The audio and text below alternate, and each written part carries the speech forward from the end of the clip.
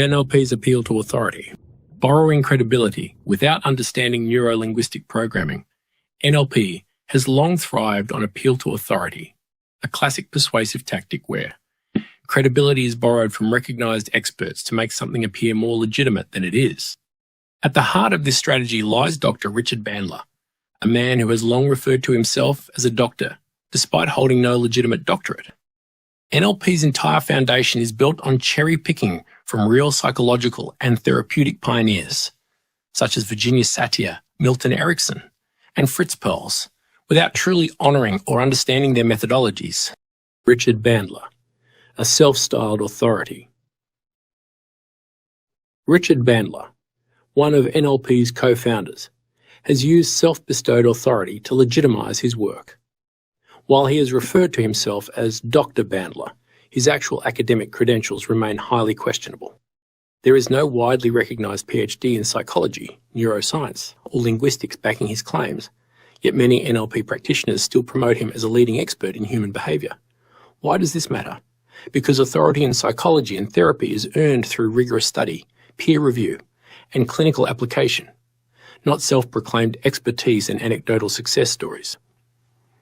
By branding himself as an intellectual equal to the professionals he modelled, Bandler created an illusion of scientific credibility around NLP, allowing it to be marketed as a transformational tool without the scrutiny of proper psychological research.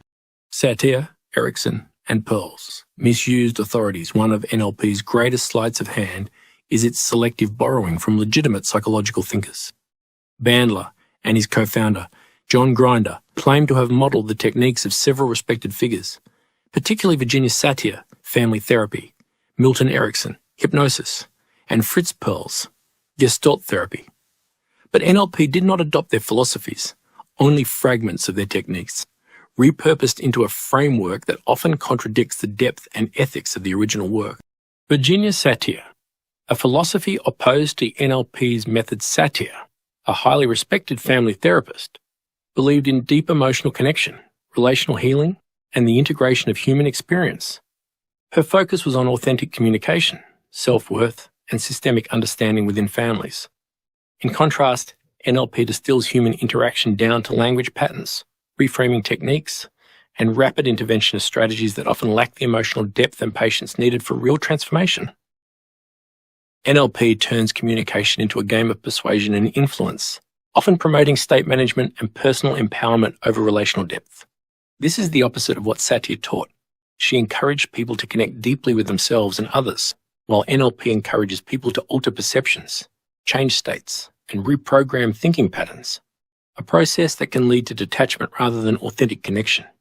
Satir's philosophy was about healing, strengthening, and working through challenges in relationships, not abandoning them in pursuit of an individual's idealized best life.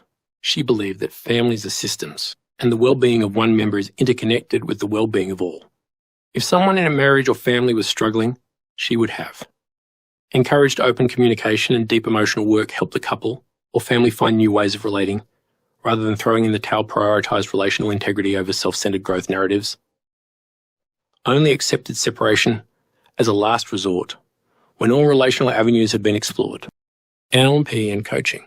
Live your best life at any cost. NLP coaching, on the other hand, pushes an individualistic, self-optimization philosophy that prioritizes personal goals over relationships. It promotes the idea that if something no longer serves you, walk away. Your highest potential comes first, even if it means leaving people behind. You are not responsible for others' emotions, only your own growth. This disconnects people from deep relational work and often justifies abandoning commitments under the guise of personal transformation. Instead of viewing relationships as spaces for mutual growth, NLP encourages people to prioritize their own state management and self-actualization, often at the cost of family and long-term commitments. Milton Erickson. The hypnotic influence NLP claims. Milton Erickson, a pioneer in clinical hypnotherapy, was another figure Bandler and Grinder claimed to have modelled.